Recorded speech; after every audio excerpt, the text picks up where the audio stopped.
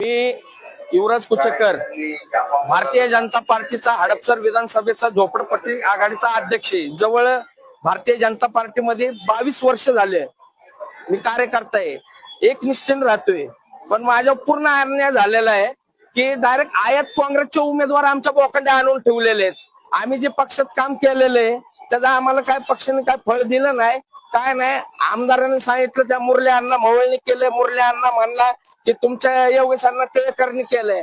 आम्ही ज्याच्याकडे न्याय मागायला गेलेलो आहे.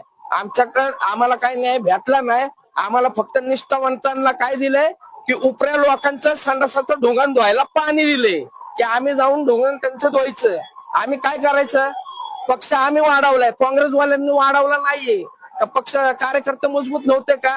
हे अन्याय झालेला आहे. अक्षरशः जे झाले ना चुकीचं झालेलं आहे. मी तर काय पेटवून घेणार नाही, पण ही आपाप पेटणार आहे. का की बीजेपीचे जे आहेत उमेदवार ते 100% नाही 110% पडणार आहे.